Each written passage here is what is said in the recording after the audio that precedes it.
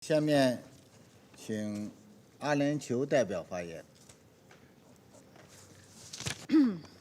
Thank you, Mr. President. And I'd like to also thank you in leading us in a moment of silence for the lives lost in Israel and the OPT.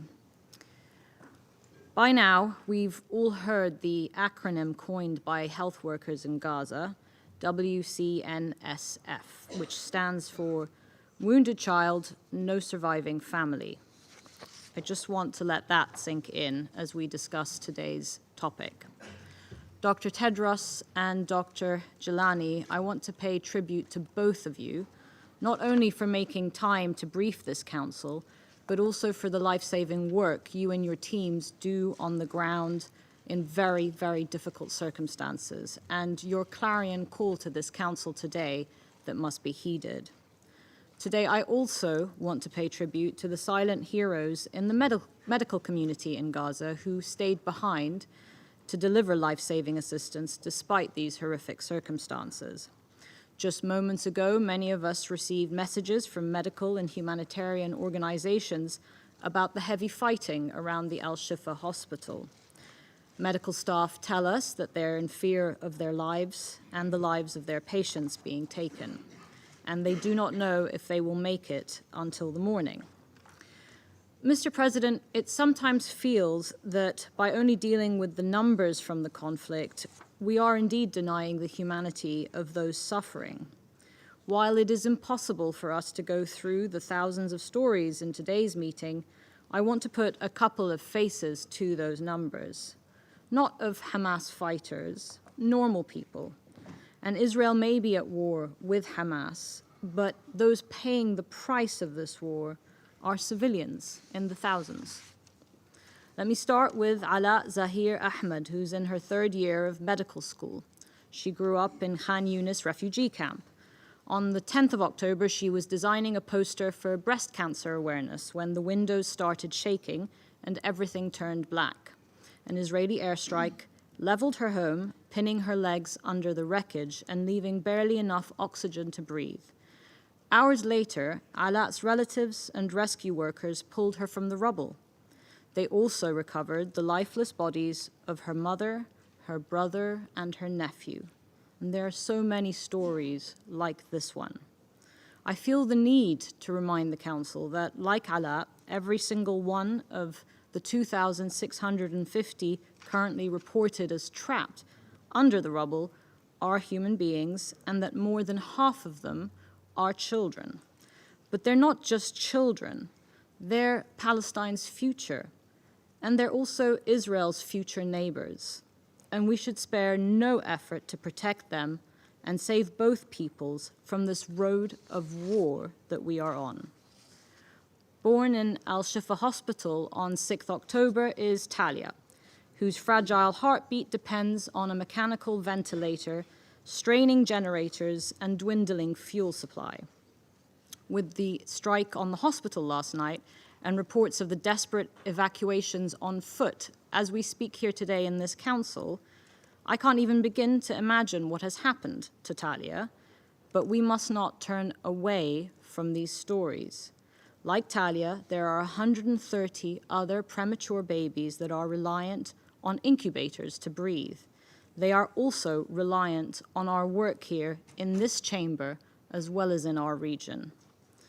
As we called for this meeting yesterday, little did we know that by the evening, a terrifying barrage of targeted attacks would be launched on schools and hospitals. Here's what that actually means. Babies, children, and the elderly who are seeking refuge and care in those facilities are also under attack. There are over 110,000 patients, including children, suffering from burns to their faces so severe that they're suffocating, with no access to antibiotics or burn cream. Women are giving birth in the most unsanitary conditions known to mankind, without medicines, and C-sections are being performed without anesthesia.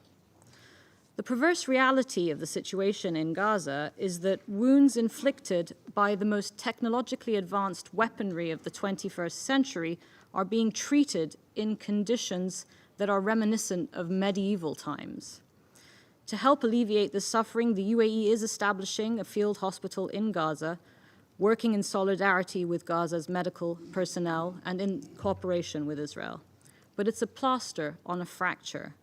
There can be no doubt that the attacks by Israel in pursuit of its security are disproportionate. They are cruel, and they are inhumane, and we condemn them. Also, they will not bring Israel security. So many lives are being lost without even achieving this aim. We must also not forget that those held hostage in Gaza by Hamas, many of them children, are also suffering under the same bombardment and psychological trauma, and they must be released immediately. We are witnessing the making of a lost generation of children and youth, physically and mentally scarred by these experiences. Indiscriminate attacks on civilians and civilian objects are prohibited by the laws of war. This simply cannot be part of any military strategy, defensive or otherwise. There is no state that would be condoned for conducting a military operation under those terms. Israel must end its siege of Gaza and reinstate essential services and items indispensable to human survival, including fuel, electricity, and water.